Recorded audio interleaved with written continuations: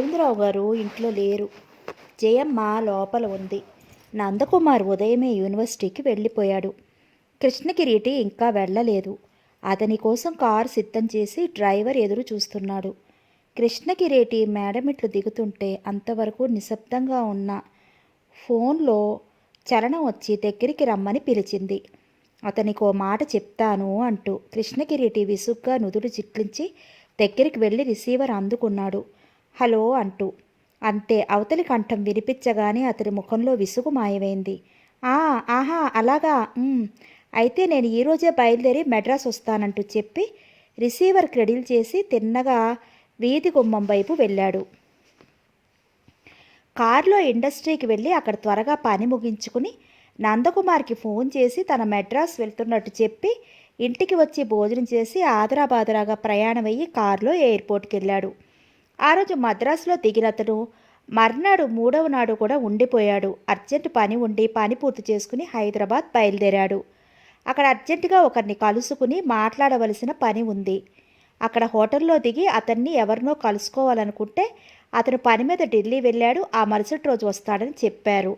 సరే, ఇంత దూరం వచ్చి అతన్ని కలవకుండా వెళ్ళటం ఏమిటి అని అతను వచ్చేదాకా ఉన్నాడు. హైదరాబాద్ రాగానే కృష్ణకిరీటి నాయుడు గారు వాళ్ళ అమ్మాయిలు గుర్తుకొచ్చారు. వెంటనే హరిప్రియ అతని కళ్ళల్లో నాట్యం చేయసాగింది. ఆ అమ్మాయికి ఎంత అతిశయం, ఆ కళ్ళల్లో ఎంత అహంకారం, ఎంత అభిమానం. మీనాల్లాంటి ఆమె కళ్ళల్లో ఎంత కాంతి, ముఖంలో ఆ కళ, ఆమె అందచందాలు టీవీ దర్పం మర్చిపోవాలన్నా ఏ పురుషుడు మర్చిపోడు. ఆ కోల కళ్ళని, ఆ నాజుకు శరీరాన్ని తను సొంతం చేసుకోవాలని ఉబలాట పడని పురుషుడే ఉండడు. అంత అందాల రాసి హరిప్రియ. ఆమెను చూసే కవులు స్త్రీలను వర్ణించారా, లేక కవులు వర్ణించిన వర్ణనను దృష్టిలో పెట్టుకుని అందాలని ప్రోగు చేసి స్త్రీగా మూర్తిభవించేయాలనే కోరికతో బ్రహ్మదేవుడు ఆమెను తన భూమి మీద పుట్టించాడా అనిపిస్తుంది. ఎవరికైనా ఆలోచిస్తున్న కృష్ణకిరీటి ఒక్కసారిగా ఉలిక్కిపడ్డట్టుగా అయ్యాడు. తనేమిటి అలా ఆలోచిస్తున్నాడు ఆ అమ్మాయి గురించి అని తనేం తప్పుగా ఆలోచించలేదే. ఆమె అందాన్ని మెచ్చుకుంటున్నాడు అంతే. తన తప్పును తను తిద్దుకోవడానికి ప్రయత్నించాడు. అంతలో అతని కళ్ళ ముందు సరళ ప్రత్యక్షమైంది. హరిప్రియ వైపు పరిగెడుతున్న ఆలోచనలకి పగ్గాలు వేసి వెనక్కి లాగాడు. అతి ప్రయత్నం మీద. తను హైదరాబాద్ వచ్చినట్టు నాయుడు గారికి తెలియకూడదు. తెలిస్తే ఇంకేమైనా ఉందా, తన ఇంటికి లాక్కెళ్ళరు. ఆయన కళ్ళ పడకుండా అతి జాగ్రత్తగా వచ్చిన పని ముగించుకుని వైజాగ్ వెళ్ళిపోవాలని నిశ్చయించుకున్నాడు. అయినా ఆ మర్నాడు ఉదయం అతను హోటల్ నుంచి బయటికి వచ్చేస్తుంటే తనను ఎవరో ఒక ఆయన వెనక్కి తిరిగి పరిశీలనగా చూసి నందకుమారిని పిలవటంతో, పరిచయమైన కంఠస్వరం వినడంతో కృష్ణకిరీటి తుళ్ళిపడ్డట్టు వెనక్కి తిరిగి చూశాడు. ఆగి హోటల్ లోపలికి వెళ్తున్న నాయుడు గారు వెనక్కి తిరిగి వచ్చి ఆశ్చర్యంగా పలకరించారు. నువ్వా? వైజాగ్ నుంచి ఎప్పుడొచ్చావు? మీ నాన్న రాలేదా అంటూ ప్రశ్నల వర్షం కురిపించాడు. అతన్ని చూస్తూనే కృష్ణకిరీటికి ఆ క్షణంలో గుండె ఆగినంత పని అయింది. భయంతో మాత్రం కాదు. కృష్ణకిరీటిగా తన పని తనను చూసుకోనివ్వరు ఒకటి, నందకుమార్గా తన ఇంటికి తీసుకెళ్లి కట్టిపడేస్తారు రెండు, ఇక మూడు హరిప్రియ చూపులు బాణాలు మెత్తగా గుండెల్లోకి దూసుకుపోతుంటే భరించే శక్తి తనకి ఉండదు. అలా ఎదుటి మనుషుల్ని రెచ్చగొట్టేస్తాయి ఆమె విశాల నేత్రాలు. కృష్ణకిరీటికి కళ్ళబడటం ఆలస్యం. అతను అనుకున్నంతా చేశాడు నాయుడు గారు. అతని బలవంతంగా కారులో వెంట పెట్టుకుని ఇంటికెళ్లారు. మాధవి ఝాన్సీ ఎదురొచ్చి చిరునవ్వుతో పలకరించారు. వసుంధరమ్మ అతన్ని ఆప్యాయంగా కుశల ప్రశ్నలు అడిగారు. హరిప్రియ మాత్రం అతని కంటికి కనిపించలేదు. ఆమె గురించి అతను అడగాలేదు. వాళ్ళెవరూ చెప్పాలేదు. నాయుడు గారు తాను చేసిన గొప్ప పనికి కూతురుతో గట్టిగా చెప్పి నవ్వసాగాడు. ఈసారి నందకుమార్ మన ఇంటికి రాకుండా వెళ్ళిపోదాం అనుకున్నాడు. నేను ఊరుకుంటానా? పట్టి బలవంతంగా లాక్కొచ్చాను. మాధవి ఝాన్సీ అతని వైపు చూసి నవ్వారు. మనసులో కంగారు కప్పిపుచ్చుకుంటూ, ఆహా లేదండి, ఇంకా వద్దాం అనుకుంటున్నాను అన్నాడు మెల్లగా. నేను నమ్మను అన్నారు ఆయన. మీరు నమ్మకపోతే నేనేం చేస్తానన్నట్టు నవ్వాడు. అతనికి భోజనం పెట్టేసి గెస్ట్ రూమ్లో బంధించేశారు ఆయన. ఇక తప్పించుకునే మార్గం లేక మెత్తని పరుపు మీద పవళించాడు. మెల్లగా అతను నిద్రలోకి జారుకున్నాడు. అతనికి ఇద్దరిలో మాటలు వినిపిస్తుంటే మెల్లగా కళ్ళు విప్పి చూశాడు. పక్క గదిలోంచి వినిపిస్తున్నాయి ఆ మాటలు. హరిప్రియ కంఠస్వరం వినిపించడంతో కుతూహలంగా ఆ సంభాషణ వినసాగాడు. అతను ఇప్పుడు ఎందుకొచ్చాడు అడుగుతోంది. నువ్వు వైజాగ్ రానంటున్నావని దగ్గరుండి తీసుకెళ్దామని. ఝాన్సీ ఫక్కుని నవ్వింది. ఏమిటా నవ్వు మతి లేకుండా? నన్నెందుకు కూడా వెంట పెట్టుకెళ్తాడు? అతనికి నాకు ఏంటి సంబంధం అంటూ కసిరింది. ఝాన్సీ మాట్లాడలేదు. ఎందుకు వచ్చాడని అడుగుతుంటే మాట్లాడవేంటి? బావుంది, నాకేం తెలుసు, నన్ను అడుగుతావు అంది ఝాన్సీ విసుక్కుంటూ. కృష్ణకిరీటికి ఆ పైన సంభాషణ మరి వినిపించలేదు. లేచి స్నానం చేసి బట్టలు మార్చుకుని కిందకెళ్ళాడు. నాయుడు గారితో చెప్పి పని ఉండి ఎక్కడికో వెళ్ళి తిరిగి రాత్రి 9 గంటలకి వచ్చాడు. వచ్చిన తర్వాత భోజనం చేసి నాయుడు గారితో కాసేపు కబుర్లు చెప్తూ కూర్చున్నాడు. రేపు ఉదయం నేను 6 గంటలకి పని ఉండి ఒకళ్ళని కలుసుకోవడానికి వెళ్ళాలి. ఆయనతో కలిసి ఒక చోటకి వెళ్ళాలి. నేను వచ్చేటప్పటికి రాత్రి 10, 11 గంటలు అవుతుంది అన్నాడు. నాయుడు గారు ఆ మాటలు విని తల పంకిస్తూ అన్నారు, అలాగే వెళ్ళు, వెళ్ళి అట్నుంచటు వెళ్ళిపోకుమా, వెళ్ళిపోకు సుమా, తిన్నగా ఇంటికి వచ్చేయి అని కృష్ణకిరీటికి నవ్వి అలాగే అన్నట్టు తల ఊపాడు. రేపు 9 గంటలకి సికింద్రాబాద్లో మా బంధువుల అమ్మాయి పెళ్ళి. నేను మీ అత్తయ్య పెళ్ళికి వెళ్ళాలి. పిల్లలు కూడా వస్తామంటున్నారు. ఎవరు ఉంటారో ఎవరు వస్తారో తెలియదు. అందరం బయలుదేరుతాం. రేపు 6 గంటలకు బయలుదేరి రాత్రికి వస్తాం. నువ్వు మాతో వస్తావా, ఇంటి దగ్గర ఉంటావా అని అడుగుదామనుకుంటున్నాను. నువ్వు పనుండి వెళ్దాం అనుకుంటున్నావుగా, వెళ్ళు అన్నారాయన. అలాగే మీరు వెళ్ళండి అన్నాడు. నా కోసం మీరేం ఆగనవసరం లేదన్నట్టు చూస్తూ. ఆ మర్నాడు చీకటితోనే లేచి తయారవసాగాడు. నాయుడు గారితో వసుంధరమ్మ, మాధవి, ఝాన్సీ బయలుదేరారు. హరిప్రియ వాళ్ళతో వెళ్ళటానికి ఇష్టపడలేదు. ఒంట్లో బాలేదని ఇంట్లో ఉండిపోయింది. కృష్ణకిరీటి ఇంట్లో ఉంటే తను కూడా వెళ్ళిపోదామనుకుంది. అతను పనుండి ఉదయం వెళ్ళి రాత్రికి వస్తానంటంతో ఆమె పెళ్లికి వెళ్ళలేదు. కారులో నాయుడు గారు దంపతులు, ఇద్దరు కూతుళ్ళు బయలుదేరి వెళ్లారు. టాక్సీలో కృష్ణకిరీటి వెళ్ళిపోయాడు. ఇంటి దగ్గర హరిప్రియ ఒక్కతే ఉంది. వంటవాడు, పనికుర్రాడు సాంబు ఆమెకి తోడుగా ఉన్నారు. హరిప్రియకు ఆవేళంతా ఏం తోచలేదు. పుస్తకాలు చదవాలి అన్నా వాటి మీద మనసు నిలవలేదు.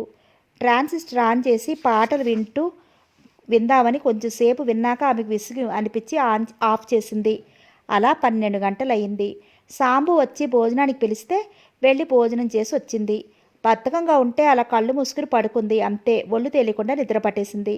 సాంబు పిలిచినట్టయితే బద్ధకంగా కళ్ళు విప్పి చూసింది. టైం చూస్తే 5 గంటలయింది. మై గాడ్, తనంతసేపు నిద్రపోయిందా అనుకుని సాంబు తెచ్చిన కాఫీ తాగి స్నానానికి బాత్రూంలోకి వెళ్ళింది. బాత్రూంలో ట్యాప్ పనిచేయకపోతే ఆమెకు విసుగు అనిపించింది. నీళ్ళు లేకపోతే ఇప్పుడెలా? స్నానం చేస్తే గాని ప్రాణం కుదుట పడేయట్లేదు. క్షణం ఆలోచించి చీర, జాకెట్, టవలు పట్టుకుని బయటకు వచ్చింది. మాధవి, ఝాన్సీల గదులకి తాళాలు వేసున్నాయి. తాళాలు వేసుకుని వెళ్ళారు. వాళ్ళ గదుల్లో సామాన్లు తనేమైనా మింగేస్తుందని భయమా? ఆ క్షణంలో అక్క చెల్లెల మీద పట్టరాని కోపం ముంచుకొచ్చింది. కృష్ణకిరీటి గది తలుపులకు తాళం వేసిలేదు. దగ్గరగా వేసి ఉన్నాయి. క్షణం ఆలోచించింది. అతనిప్పుడు రాడు. ఏ రాత్రి 10, 11 గంటలకో వస్తాడు. ఇప్పుడు కిందకెళ్ళి స్నానం చేయాలంటే బద్ధకం అనిపిస్తోంది. ఈ బాత్రూంలో చేసేస్తే సరి అనుకుని సాంబుని పిలిచి చెప్పింది. ఎవరొచ్చినా తలుపు తీయకు, తీసావో చంపేస్తానంటూ. సాంబు భయంతో బిగుసుకుపోయి అలాగే అంటూ తలూపాడు. నేను మళ్ళీ పిలిచిందాకా హాలు గుమ్మం వద్ద నుంచి కదలొద్దు. కదిలావో అర్థమైందా అన్నట్టు చూసింది. వాడి వైపు అయింది. కదిలితే చంపేస్తానన్నట్టు తలూపి కింద హాల్లోకి వెళ్ళి గుమ్మం ముందు పీఠం వేసుకుని కూర్చున్నాడు. హరిప్రియ గది తలుపులు వేసుకోలేదు. బాత్రూమ్ తలుపు లోపలే గడియ వేసుకుంది. గదికి అటాచ్డ్ బాత్రూమ్. సాంబుని ఎందుకో పని మనిషి పిలిస్తే లేచి వెళ్ళాడు. అంతలో కాలింగ్ బెల్ మోగితే వంట మనిషి వెళ్ళి తలుపు తీశాడు. కృష్ణకిరీటి తిన్నగా మేడమెట్ల వైపు దారి తీశాడు. వంట మనిషి లోపలికి వెళ్ళిపోయాడు. కృష్ణకిరీటి రావటం, వంట మనిషి తలుపు తీయటం తెలియని సాంబు మళ్ళీ గుమ్మం దగ్గర కాపలా కూర్చున్నాడు. అతను తిన్నగా గదిలోకి వెళ్ళి తలుపులకు లోపల గడియ వేసి కోటు తీసి హ్యాంగర్కి తగిలించి మెళ్ళో టై ఊడలాగి గాలిపూట్లు ఇప్పేసి బట్టలు మార్చేసి షరాయి వేసుకుని బాత్రూం వైపు 2 అడుగులు వేసి తలుపుల మీద చెయ్యి వేయబోతుండగా అదే సమయంలో బాత్రూం తలుపు తెరుచుకుంది. హరిప్రియ తెల్ల చీర, తెల్ల జాకెట్, భుజాన టవల్ వేసుకుని తల విరబోసుకుని ఉంది. ఇద్దరూ అనుకోకుండా ఒకళ్ళనొకళ్ళు చూడటంలో ఉలిక్కిపడ్డట్టయ్యారు. ఆ వెంటనే హరిప్రియ కళ్ళని ఆల్చిప్పలా చేసి చూసింది. అతని వైపు ఆశ్చర్యంగా. అతను ఆశ్చర్యపోతూనే చూశాడు. చెవులకి, మెళ్ళోకి, చేతులకి ఏం లేవు. చాలా పొడుగ్గా ఉన్న జుట్టు ఒత్తుగా మోకాళ్ళ వరకు ఉంది. తెల్లని బట్టల్లో కలహంసలా సౌందర్య జ్యోతిలా ప్రకాశిస్తోంది. అప్పుడే స్నానం చేసి వచ్చింది కనుక సోపు పరిమళం సన్నగా తేలి వచ్చి అతని నాసికా పుటాలకి సోకింది. పరిపూర్ణ యవ్వనంతో ఉన్న ఆమె అందాలు ఒక్క క్షణం ముక్తుడై చూశాడు రెప్పవాల్చకుండా. ఈ గదిలోకి ఆమె ఎలా వచ్చింది అన్న ఆలోచన అతన్ని ఆశ్చర్యపరిచింది. కృష్ణకిరీటి షరాయితో ఉన్నాడు. ఒంటి మీద షర్టు కూడా లేదు. పరిపూర్ణమైన ఆరోగ్యంతో దృఢ శరీరం కలిగిన అతని శరీరఛాయ పచ్చగా మెరిసిపోతోంది. బాగా వెడల్పుగా ఉన్న ఛాతీ కండలు తిరిగిన శరీరం, బలిష్టమైన చేతులు, అడుగు వేసిన చెయ్యి కదిపినా తల తిప్పి చూడటంలో అతనిలో మగసిరి పుట్టిపడుతోంది. అతని వైపు రెప్పవాల్చకుండా క్షణం సేపు చూసిన హరిప్రియ వెంటనే తేరుకుని అతని వైపు తీక్షణంగా చూసింది. ఈ గదిలోకి మీరెందుకు వచ్చారు? మిమ్మల్ని ఎవరు రానిచ్చారు ఇక్కడికి అన్నట్టు కోపంగా ఉన్నాయి ఆమె చూపులు. అతను ఇంకా ఆశ్చర్యం నుంచి తేరుకోలేదు. నిలబట్ట చోటు నుంచి కదలలేదు. హరిప్రియ కళ్ళు కోపంతో కెంపుల్లా అయ్యాయి. ఆమె కోపం, ఆ కళ్ళు చూస్తే అతనికి ఎంతో ఇష్టం. ఆమెను కాసేపు ఉడికించాలన్న కొంటె ఆలోచన ఏనాడు లేనిది ఆ రోజు అతని మస్తిష్కంలో తలుక్కుమంది. ముందు బయటికి నడవండి అంటూ తలుపు వైపు చెయ్యి పెట్టి చూపిస్తూ ఆజ్ఞాపించినట్టుగా పలికింది. అతను కదల్లేదు. చేతులు రెండు నడుము మీద ఆనించుకుని వెళ్ళకపోతే ఏం చేస్తావన్నట్లు తాపీగా చూశాడు ఆమె వైపు. అతని నిర్లక్ష్యం చూస్తుంటే అగ్నిలో ఆజ్యం పోసినట్టు అయింది. పిచ్చి ఆవేశంతో వెర్రి కోపంతో మండిపడుతూ ముందు మీరు అవతలికి వెళతారా లేదా అంటూ గట్టిగా అరిచింది. వెళ్ళకపోతే? తాపీగా ప్రశ్నించాడు. వెళ్ళకపోతే మిమ్మల్ని అంటూ పళ్ళు బిగించి కళ్ళెర్ర చేస్తూ కుడి చేతిని పైకెత్తి అతని చెంప మీద కొట్టబోయే సమయంలో మెరుపులా అతను కుడి చేతిని గట్టిగా పట్టుకున్నాడు.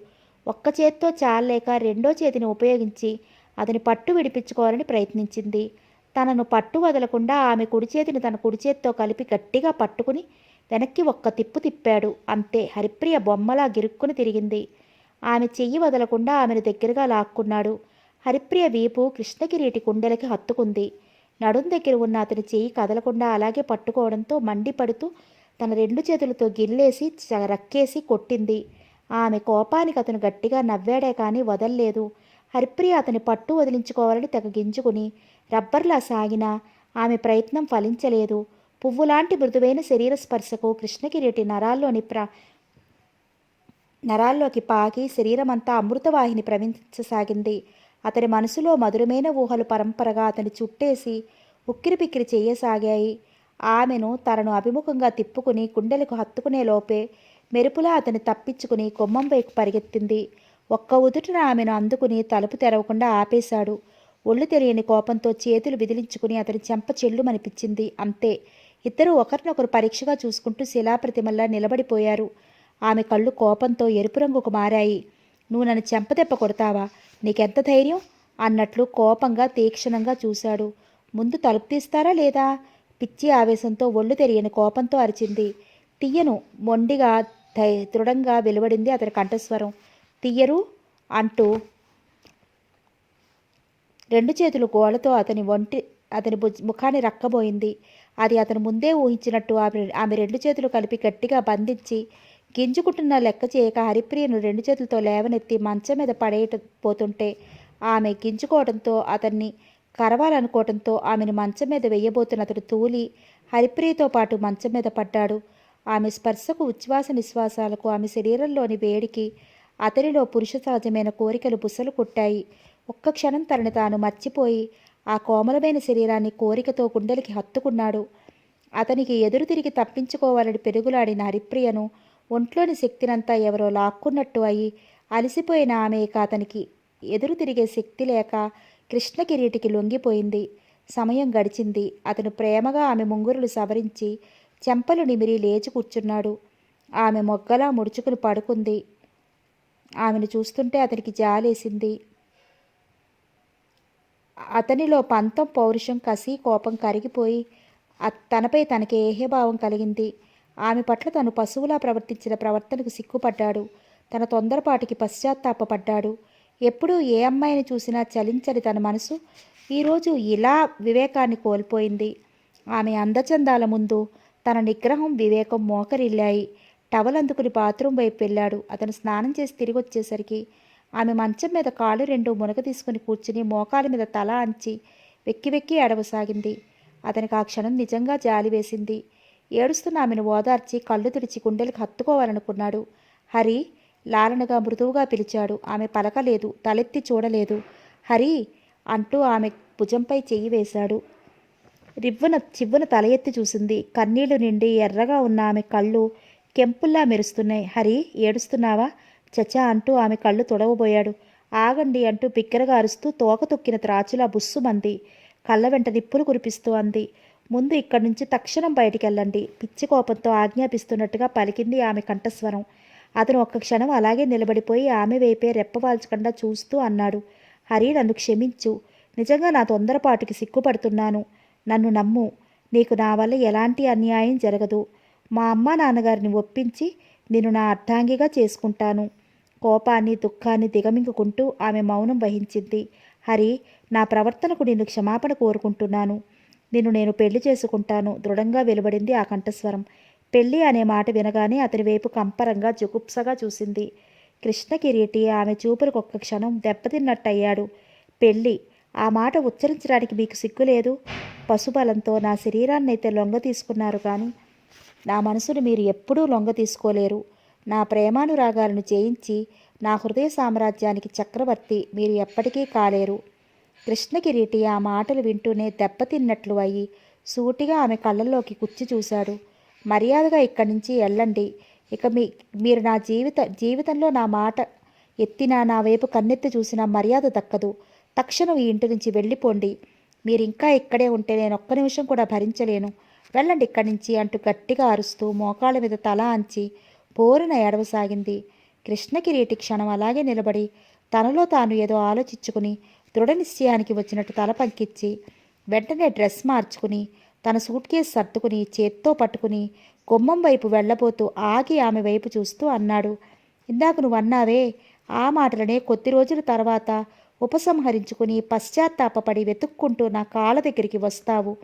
అప్పుడు నీ అతిశయం అహంకారం నీలో మచ్చుకు కూడా మిగలకుండా మాయమవుతాయి. ఎప్పటికైనా నువ్వు నా దగ్గరికి వచ్చి తీరతావు. ఆ మాట నేను ఖచ్చితంగా చెప్పగలను. కొంత గంభీరంగా చెప్పిన ఆ మాటలు దృఢంగా వెలువడ్డాయి. అతని మాటలకు రోషావేశాలతో తల ఎత్తిన హరిప్రియ అంది, మీ ఇంటికి వచ్చి మిమ్మల్ని దేవరించుకుని మీ కాళ్ళు పట్టి ప్రతిమాలుకుని పెళ్లి చేసుకోవాల్సిన కర్మ నాకేం లేదు. నా కంఠంలో ప్రాణం ఉండగా నేను ఆ పని చెయ్యను. దృఢ నిశ్చయంతో సవాలు చేస్తున్నట్లుగా పలికింది ఆమె కంఠస్వరం. నేను ఆ పని చేస్తాను అనుకుంటున్నారేమో. ఎవరి మాట నెక్కుతుందో చూస్తారుగా అన్నట్టుగా ఉన్నాయి ఆమె చూపులు. ఈ అమ్మాయికి ఎంత పొగరు! అనుకోకుండా ఉండలేకపోయాడు. గెలుపు ఓటములు దైవాధీనాలు. దీనితో ఎవరు విజయం సాధిస్తారో అంతా దైవ నిర్ణయం. వస్తా అంటూ వడివడిగా అడుగులు వేస్తూ తలుపులు తెరుచుకుని అక్కడి నుంచి వెళ్ళిపోయాడు. హరిప్రియ ఏడుస్తూ మంచం మీద పడిపోయింది. కృష్ణకిరీటి వైజాగ్ వచ్చి 4 రోజులైంది. అతను ఎప్పుడూ ఎక్కువగా ఎవరితోనూ మాట్లాడడు. ఇప్పుడు మరీ తగ్గించేశాడు. నందకుమార్ దగ్గర కూడా సాధ్యమైనంత వరకు ముభావంగానే ఉంటున్నాడు. అతనిలో ఈ మార్పు ఎవరూ అంత గమనించలేదు. ఏదో పని తొందరలో అలా ఉంటున్నాడు అనుకున్నారు. గోవిందరావు గారు, జయమ్మ మర్నాడు గుంటూరు వెళ్ళడానికి నిశ్చయించుకున్నారు. అక్కడ నుంచి అలా హైదరాబాదు వెళ్ళాలనుకున్నారు. ఆ రోజు ఉదయం పానకాలరావు గారు వైజాగ్కి హుటాహుటిగా వచ్చారు. ఆయన ఎంతో దూరం నుంచి ప్రయాణం చేసి వచ్చినట్లుగా అలసిపోయినట్లుగా ముఖం మాడిపోయి ఉంది. ఆయన రాకకు గోవిందరావు గారు అమిత ఆశ్చర్యాన్ని పొందారు. ఆ మాటే పైకి అడిగారు ఆయన. పనుండి వచ్చానని చెప్పారు. మనసులో కలిగిన కంగారుడి పైకి కనిపించనివ్వకుండా కృష్ణకిరీటి ఆయన్ని పలకరించి ఇండస్ట్రీకి వెళ్ళిపోతూ ఆ పలకరింపులో కావాలని తప్పనిసరిగా పలకరించినట్లు ఉంది కానీ మనస్ఫూర్తిగా పలకరించినట్టుగా లేదు. అంటీ అంటనట్టుగా ఉంది ఆ పలకరించటం. ఈ విషయాన్ని పానకాలరావు గ్రహించేశారు. ఆయన ఆవులిస్తే పేగులు లెక్కపెట్టే రకం. కృష్ణకిరీటి ఆయన పలకరించి ఇండస్ట్రీకి వెళ్ళిపోయాడు. ఆ పలకరింపులో కావాలని తప్పనిసరిగా పలకరించినట్టుంది కానీ మనస్ఫూర్తిగా పలకరించినట్టు లేదు. అంటీ అంటనట్టుగా ఉంది ఆ పలకరింపు. ఈ విషయాన్ని పానకాలరావు గ్రహించేశారు. ఆయన ఆవులిస్తే పేగులు లెక్కపెట్టే రకం. ఆయన కళ్ళ ముందు తనకి 2 రోజుల క్రితం అందిన ఉత్తరమే కదులుతూ భూతంలా భయపెడుతోంది. ముందు ఆ ఉత్తరాన్ని కొట్టి పారేశారు. తన కూతురికి అంత మంచి సంబంధం కుదిరిందని ఎవరో గిట్టకల రాశారని అనుకున్నారు. ఆయన భార్య మాత్రం ఆ విషయాన్ని అంత తేలిగ్గా వదిలిపెట్టేయలేదు. మనకొక్కగానొక్క కూతురు, అన్నీ తెలుసుకుని ఇవ్వటం మంచిదేమో. ఏ పుట్టలో ఏ పావుందో. మన అదృష్టం బాగుండి నిజంగా మన శ్రేయోభిలాషే రాశాడేమో. ఎవరేం చెప్పగలరు? అందంగా చక్కగా ఉన్నానని మనం అందం చూసి మోసపోకూడదు. రూపం ఎవరికి కావాలి, గుణం ముఖ్యం కానీ అంటూ చెప్పడంతో నిజమే సుమ అన్నట్టు పానకాలరావు గారిని నిజంగా భయం పట్టుకుంది. ఉత్తరంలో రాసినట్టుగా వైజాగ్ వచ్చారు ఆ శ్రేయోభిలాషితో మాట్లాడటానికి. ఎక్కడైతే తనను కలుసుకోమని ఆనవాళ్ళు రాశాడో ఆ టైంకి ఆ చోటుకి వెళ్ళారు. ఆయన 10 రూట్లో యూనివర్సిటీకి దగ్గరలో శ్రేయోభిలాషి రాసినట్లు. అక్కడే కదలకుండా శ్రేయోభిలాషి గారి కోసం ఎదురు తొందులు చూడసాగారు. ఎండ మండిపోతోంది. అయినా ఆయన లెక్క చేయలేదు. ఉత్తరం తీసి మరోసారి చదువుకున్నారు. అయ్యా పానకాలరావు గారు, మిమ్మల్ని చూస్తుంటే నిజంగా నాకు జాలేస్తోంది. మీరు ఒక్కగానొక్క కూతురు. మీకు అపురూపంగా గారాబంగా పెంచారు. ముద్దుగా ముచ్చటగా పెళ్లి చేసి ఓ అయ్య చేతిలో పెట్టాలని ఆశించారు. యోగ్యుడికి బుద్ధిమంతుడికి ఇచ్చి చెయ్యాలే గాని ఓ దుర్మార్గుడికి రాక్షసుడికి ఇచ్చి చూస్తూ చూస్తూ పెళ్లి చేయగలరా? చెయ్యలేరు, నాకు తెలుసు. అలాగని గోముఖ వ్యాఖ్యలను గుర్తించలేరు ఎవ్వరు. ఆ సంగతి నాకు తెలుసు. అందుకే ద్రోపం చూసి మోసపోకూడదు అని నేను చెబుతున్నాను. మీరు నా మాట వినకపోతే మీ అమ్మాయికి తప్పవు తిప్పలు. మీ హితైషుల్లో ఒకరిగా చెబుతున్నాను. ఆ కృష్ణకిరీటికి మీ అమ్మాయిని ఇచ్చి చేశారో ఇక ఇంతే సంగతులు. అతడు చదువుకునే రోజుల్లో రీటా అనే అమ్మాయిని ప్రేమించాడు. ఆ అమ్మాయి తన గుట్టుచప్పుడు కాకుండా 3 సంవత్సరాల క్రితం ఇద్దరు రిజిస్టర్ మ్యారేజ్ చేసేసుకున్నారు. వాళ్ళకిప్పుడు ఒక అమ్మాయి కూడా. కావలిస్తే మీరు వైజాగ్ రండి, మీకు రుజువు ఇప్పిస్తాను. నా మాట నమ్మకుండా కొట్టి పారేస్తే మీ అమ్మాయికి పెళ్లి చేసిన పుట్టింట్లోనే పడి ఉంటుంది. తర్వాత మీ ఇష్టం. నేను చెప్పవలసినది చెప్పాను. మీరు వస్తే ఫలానా తేదీకి ఈ క్రింది అడ్రస్కి వచ్చి నన్ను కలుసుకోండి. నేను మీకు అన్నీ వివరంగా చెప్పి రేటా ఇల్లు చూపిస్తాను. ఇట్లు మీ శ్రేయోభిలాషి. ఉత్తరం చదవటం ముగించి గాఢంగా నిట్టూర్చారు. అమ్మాయికి ఏదో మంచి సంబంధం కుదిరిందని మురిసిపోతుంటే ఇలా అయ్యింది ఏమిటా అని ఆయన మనసులోనే బాధపడసాగారు. అంతలో ఓ యువకుడు మెల్లగా ఆయన దగ్గరికి వచ్చి, పానకాలరావు గారు అంటే మీరే కదూ, నమస్కారం అండి అన్నాడు ఎంతో మర్యాదగా. ఆయన ఒక్కసారి పరీక్షగా ఆ యువకుడి వైపు చూశారు, ఎవరా అన్నట్లు. మీకు ఇంకా నేనెవరో తెలియలేదు, వచ్చి నన్ను కలుసుకోమని ఉత్తరం రాశాను అన్నాడు ఆ యువకుడు నవ్వుతూ. ఓహో మీరా, ఇంకెవరో అనుకుంటున్నాను, మీకోసమే చూస్తున్నాను అన్నాడు ఆయన. నేను రాసిందంతా మీరు నమ్మేరా లేదా? సూటిగా వచ్చింది ఆ ప్రశ్న. నమ్మటం అంటే బొత్తిగా అబ్బాయి అటువంటి వాడు కాదని నా నమ్మకం అంటూ ఆయన తన మాటల్ని నానుస్తున్నట్లుగా ఆ యువకుడి మాటల మీద తనకు అంత నమ్మకం లేనట్టుగా అన్నారు. అంటే మీరు నా మాటలు ఇంకా నమ్మలేదన్నమాట. ఆహా, నమ్మకపోవటం కాదు అంటూ ఆ పై మాటలు మింగేశాడు. కావలిస్తే నా వెంట రండి, ఆ రీటా ఇల్లు చూపిస్తాను, అప్పుడు మీరు నమ్ముతారు కదా అన్నాడు. అలా అన్నావు, బాగుంది. రీటా ఇల్లు చూపిస్తే అప్పుడు నీ మాటలు నమ్ముతాను అన్నట్టు చూపులతో వ్యక్తం చేశారు మనసులో ఉద్దేశాన్ని. ఈ సంగతి కృష్ణకిరీటి తమ్ముడికి కూడా తెలుసు. మీరు నెమ్మదిగా బ్రతిమాలి అడిగితే చెప్తాడేమో కూడా. ఆయన ఒక్క క్షణం అవాక్కైపోయి నిలబడిపోయాడు. తమ్ముడికి కూడా తెలుసు అంటే నిజమేనన్నమాట. అంతలో స్కూటర్ వచ్చి వారి ముందు ఆగింది. ఆ స్కూటర్ మీద వ్యక్తిని చూస్తే ఆ యువకుడు గాబరాయి కంగారు పడిపోయి, ఇప్పుడే వస్తానండి అంటూ గబగబా ముందుకు పరిగెత్తాడు. నందకుమార్ పానకాలరావు గారి వైపు అనుమానంగా చూస్తూ, ఏమిటండి మీరు ఇక్కడ నిలబడ్డారే, అతను ఎందుకు నన్ను చూసి అలా పారిపోతున్నాడు అడిగాడు. పానకాలరావు క్షణం తటపటాయించి, బాబు నందకుమార్ అంటూ గబాలను అతని చేతిని పట్టుకున్నారాయన.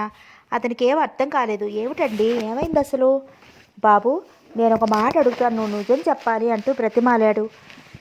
తప్పకుండా చెప్తాను. మీ వంటి పెద్దవారు అడగటం నేను చెప్పకపోవటమున వీళ్ళిద్దరి మాటలు మధ్యలో ఆ శ్రేయోభిలాషి ఎటు వెళ్ళిపోయాడో ఎవరు గమనించలేదు. బాబు, నీకు రీటా ఎవరో తెలుసా? జాగ్రత్తగా అతని ముఖ కవళికలను గమనిస్తూ అడిగాడు. రీటా అంటున్న అతని ముఖం నల్లగా మసిపూసినట్లుగా మారిపోయింది. అవును, రీటా ఎవరో నీకు తెలుసా? నాకా? అబ్బే, నాకేం ఆ విషయం తెలియదు అంటూ కంగారు పడుతూ జేబులో కర్చీఫ్ తీసి ముఖం తుడుచుకున్నాడు. రీటా ఎవరో నిజంగా నీకు తెలియదు? బాబు, నీకు తెలిసిన నిజాన్ని చెప్పి పుణ్యం కట్టుకో. నువ్వు ఆ నిజాన్ని దాచిపెడితే ఒక అమాయకురాలి జీవితం నాశనం అవుతుంది. చెప్పు బాబు అన్నారు అతని చేతులు పట్టుకుని బ్రతిమాలుతూ. నందకుమార్ తన కాళ్ళు చేతులు కట్టిపడేసినట్లు నిస్సహాయంగా చూశాడు ఆయన వైపు. చెప్పు బాబు. రీటా మా అన్నయ్య భార్య. 3 సంవత్సరాల క్రితం రిజిస్టర్ మ్యారేజ్ చేసుకున్నారు. ఈ సంగతి నాకు తప్ప ఎవరికీ తెలియదు అంటూ చెప్పటం ఆపి ఆయన ముఖంలోకి చూశాడు. పానకాలరావు మాట పలుకు లేకుండా అలాగే నిలబడిపోయాడు. రీటా ఇల్లు ఇక్కడికి దగ్గరే, నా కూడా రండి చూపిస్తానన్నాడు. పైకి వద్దనుకున్నా వెళ్ళి చూడమని మనసు పీకింది. నందకుమార్ వెనక స్కూటర్ మీద 2 కాళ్ళు ఒక పక్కనే పట్టుకుని అమ్మాయిలా కూర్చున్నారు పానకాలరావు గారు. స్కూటర్ తిన్నగా ఓ ఇంటి ముందు ఆగింది. వెళ్ళి కాలింగ్ బెల్ మోగించాడు నందకుమార్. ఓ 27 సంవత్సరాలు గల యువతి వచ్చి తలుపు తీసింది. నందకుమారి చూస్తూనే చిన్నగా నవ్వి లోపలికి రమ్మంది. అన్నయ్య లేడా? లేరు, సాయంత్రం 5 గంటలకు వస్తారంది. సరే, సాయంత్రం వస్తాను అంటూ ఆమెకి చెప్పి పానకాలరావు గారిని చూపిస్తూ, నా ఫ్రెండ్ వాళ్ళ నాన్నగారు అంటూ ఆయన వైపు తిరిగి, ఈమె మా వదిన రీటా అంటూ ఇద్దరికీ పరిచయం చేశాడు. ఆమె నవ్వుతూ చేతులు జోడించి నమస్కరించింది. పక్కనే 2 సంవత్సరాల అమ్మాయి బొమ్మలతో ఆడుకుంటోంది. పానకాలరావు గారి ముఖాన చన్నీళ్లు కొట్టినట్టు అయింది. నేమ్ ప్లేట్ మీద కృష్ణ అన్న అక్షరాలు ఆయన వెక్కిరించినట్టు అయింది. స్కూటర్ మీద ఇద్దరు వచ్చేస్తుంటే దారిలో ఆటో కనిపిస్తే ఆపమని చెయ్యి ఊపి స్కూటర్ దిగాడు ఆయన. బాబు, నువ్వు చేసిన మేలు నీ జన్మలో మర్చిపోలేను అన్నారు. నందకుమార్ మాట్లాడకుండా తల ఉంచుకున్నాడు. వస్తాను బాబు అంటూ ఆయన ఆటోలో కూర్చోబోతుంటే నందకుమార్ ఆయన చేతులు పట్టుకుంటూ, మీరు ఈ విషయం దయచేసి ఎక్కడ అనకండి. నేను చెప్పానని తెలిస్తే మా నాన్నగారు నన్ను చంపేస్తారు భయంగా అన్నాడు. ఆయన తప్పు అన్నట్టు కుడి చేతి చూపుడు వేలు ముక్కు మీద పెట్టుకుని, అబ్బే నేనెందుకు చెప్తాను, చెప్పను, నువ్వు నిజాన్ని చెప్పి మాకెంతో మేలు చేశావు, వస్తాను బాబు అంటూ చెప్పి ఆయన ఆటోలో వెళ్ళిపోయారు. ఆ ఆటో వెళ్ళిపోగానే గట్టిగా విజిలేశాడు సంతోషం పట్టలేక. పానకాలరావు గారికి శ్రేయోభిలాషిని అని పరిచయమైన యువకుడు స్కూటర్ మీద అక్కడికి వచ్చి ఆగాడు. నవ్వుతూ సక్సెస్, గ్రాండ్ సక్సెస్ అంటూ ఆనందం పట్టలేక అరిచాడు స్నేహితుని చూస్తూను. ఇంత కష్టపడి నాకు ఓ కప్పు కాఫీ నీళ్ళైనా ఇప్పిస్తావా లేదా అడిగాడు ఆ యువకుడు నవ్వుతూ. కాఫీ నీళ్ళు ఏం కర్మ, రాత్రికి మా ఇంటికి డిన్నర్కి వచ్చే అన్నాడు నందకుమార్. హాస్టల్ భోజనంతో నారికి మీద ముళ్ళు మురిచిపోయిన అతనికి నందు వాళ్ళ ఇంటికి భోజనానికి రమ్మంటంతో ఆ భోజనాన్ని తలుచుకుంటూ గుటకలు మింగాడు. రీటా వాళ్ళ ఆయన కృష్ణ నందకుమార్కి బాగా స్నేహం. రీటా కృష్ణుడిది ప్రేమ వివాహం. ఆమెను వదిన అని చనువుగా పిలుస్తాడు. అతను లేకపోయినా ఏదైనా పని ఉంటే వాళ్ళ ఇంటికి వెళ్తాడు. అందుకే పానకాలరావు గారిని అంత చొరవగా వాళ్ళ ఇంటికి తీసుకెళ్లాడు. శ్రేయోభిలాషి రాసినట్టుగానే వాళ్ళకు అమ్మాయి ఉండటం, ఆమె పేరు రీటా కావటం, అందులో కృష్ణకిరీటి తమ్ముడే స్వయంగా తీసుకెళ్ళి మా వదిన అంటూ పరిచయం చేయడం, నేమ్ ప్లేట్ మీద కృష్ణ అని ఉండటం, ఇంతకంటే నిదర్శనాలు ఇంకేం కావాలి? ఎలా వచ్చిన ఆయన అలాగే వెళ్ళిపోయారు. ఆ సంగతి ఎవ్వరికీ తెలియదు. ఆయన తన ముఖాన్ని తుమతుమలాడిస్తూ ఎవరితో సరిగ్గా మాట్లాడకుండా ఎందుకు అలా వెళ్ళిపోయారో ఎవరికీ అర్థం కాలేదు. గోవిందరావు గారు ఆయన భార్య జయమ్మ కారులో గుంటూరు బయలుదేరి వెళ్ళారు. వాళ్ళు వెళుతుంటే నందకుమార్ చాటుగా పడి నవ్వుకున్నాడు. కృష్ణకిరీటి ఆ రోజు రాత్రి ప్రశ్నించాడు. అన్నయ్య, నీకింకా ఆ శరణ్నే చేసుకోవాలనుందా? తమ్ముడి మాటలతో తల తిప్పి చూశాడు. చెప్పన్నయ్య, నీకు ఆ అమ్మాయినే చేసుకోవాలనుందా? తమ్ముడి మాటలతో అతని ముఖం చాలా గంభీరంగా మారిపోయింది. నాకు తెలుసు నువ్వు పెదనాన్ని చెప్పినట్టే వింటావని. అతను కొద్ది క్షణాలు మాట్లాడలేదు. ఆ తర్వాత మెల్లగా అన్నాడు. నందు, నిజం చెప్పాలి అంటే నాకు అసలు పెళ్లి చేసుకోవాలని లేదు. అన్నగారి మాటలకు తెల్లబోయి చూశాడు. ఏమిటన్నయ్య, ఎందుకు అలా మాట్లాడుతున్నావు? నీ గురించి ఎవరైనా ఏమైనా అన్నారా అనుమానంగా అడిగాడు.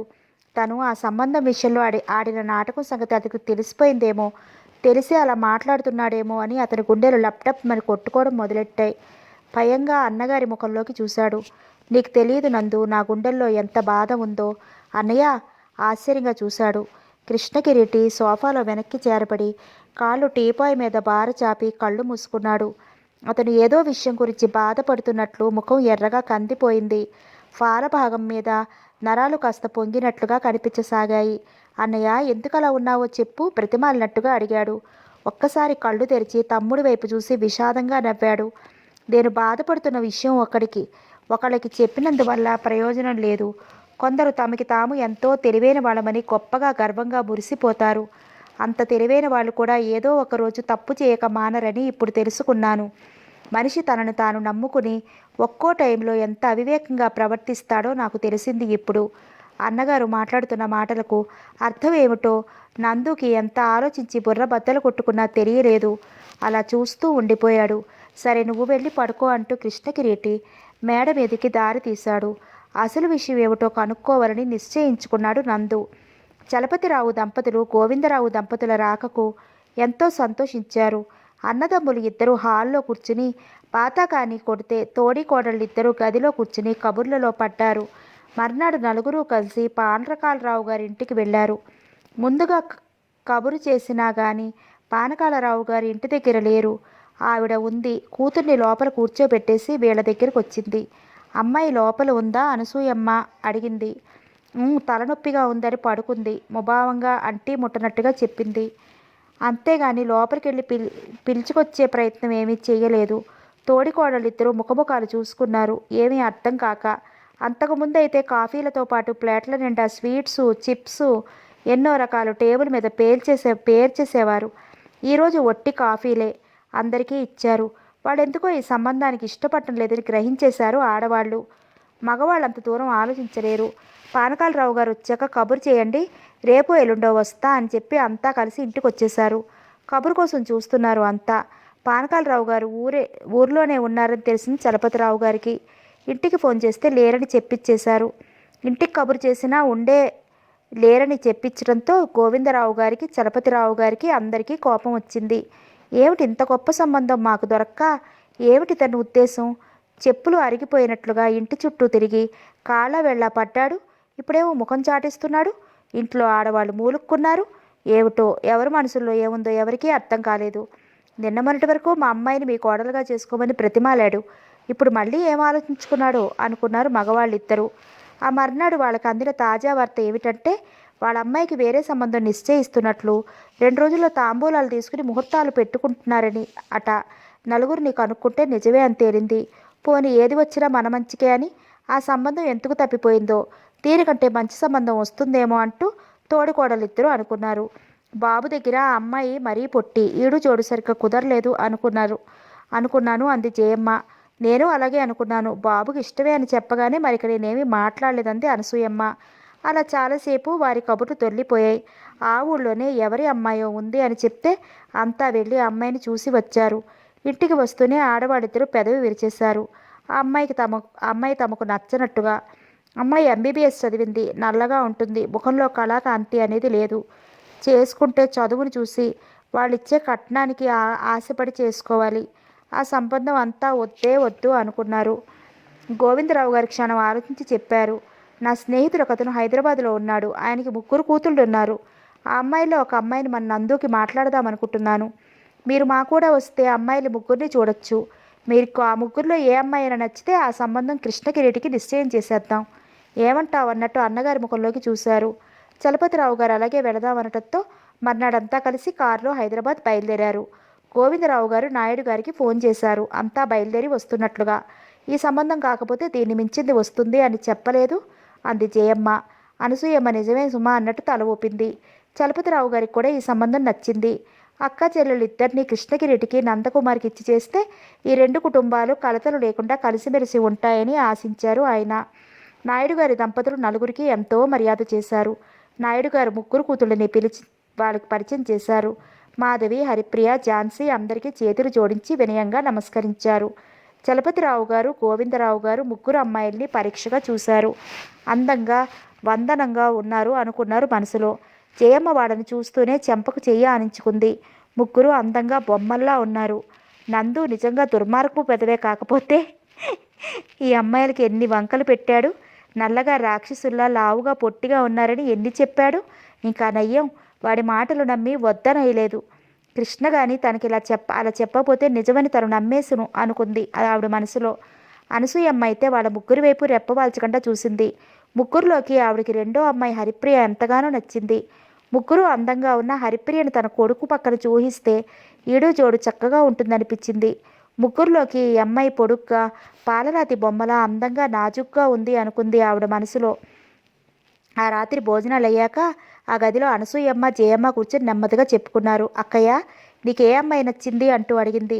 నాకు 2వ అమ్మాయి నచ్చింది. మన బాబుకి ఈడు జోడు బాగుంటుంది కదూ. అవును నిజమే, నేను అలాగే అనుకున్నాను.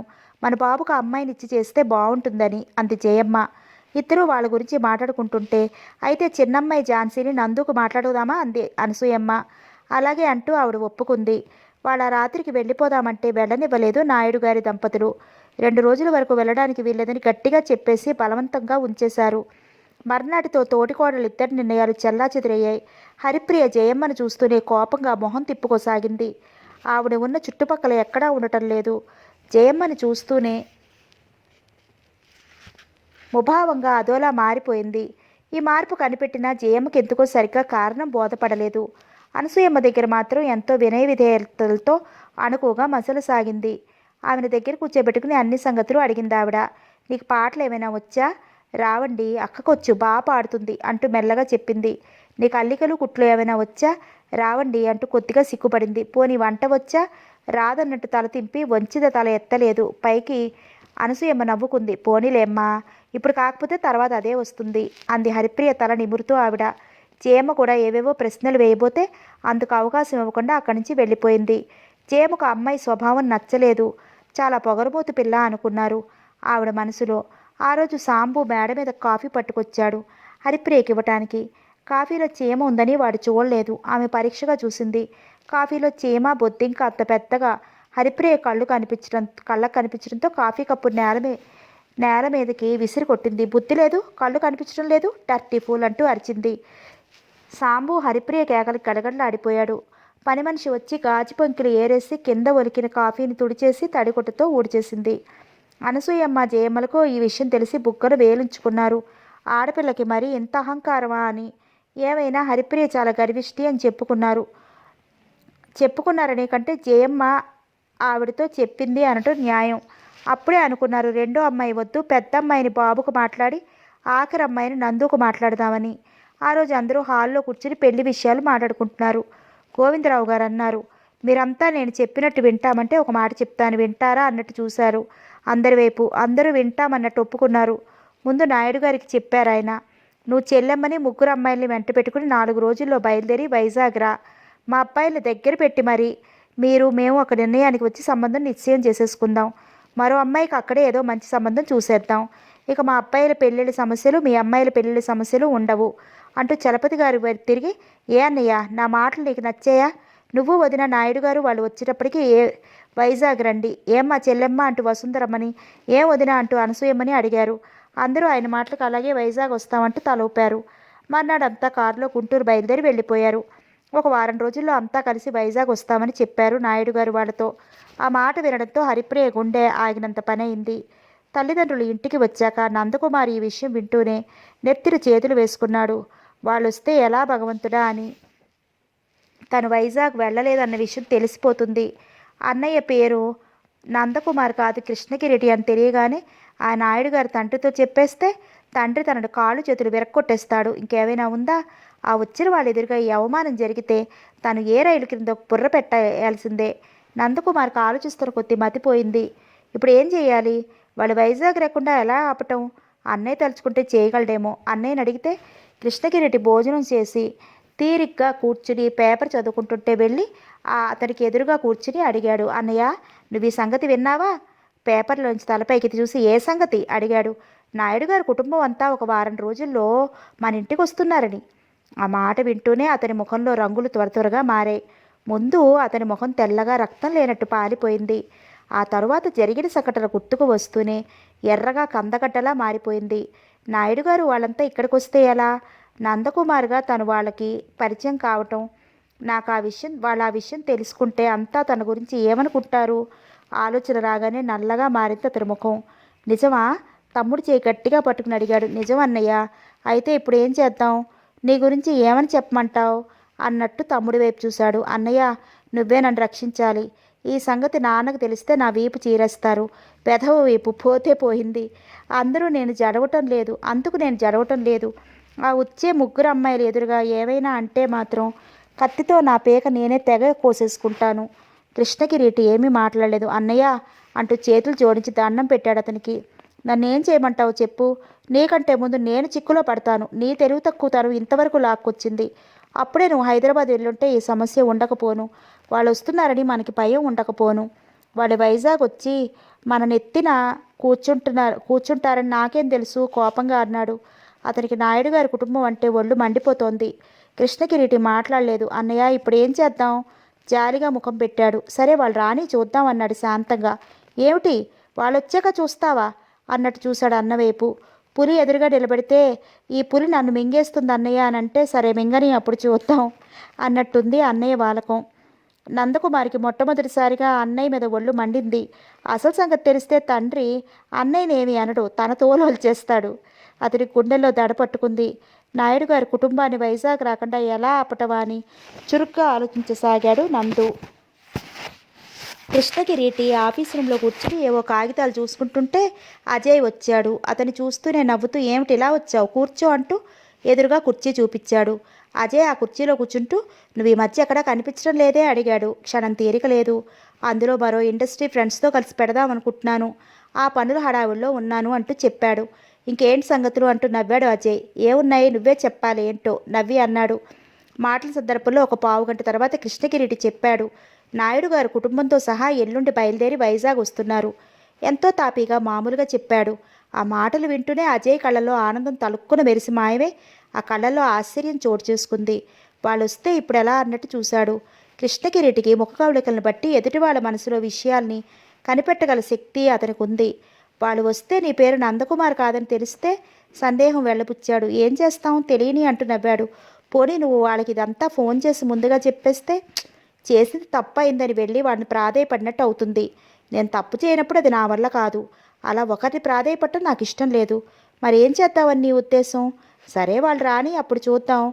ముందు నుంచి అదే విషయం గురించి బాధపడటం దేనికి? నవ్వాడు. అజయ్ మాట్లాడలేదు. కృష్ణకిరీటి స్వభావం అతనికి ముందు నుంచి తెలుసు. జరగబోయే వాటి గురించి తలుచుకుని బాధపడడు. ఎలా జరగటం ఎలా జరగవలసిందో అలా జరుగుతుంది అనుకునే మనస్తత్వం అతనిది.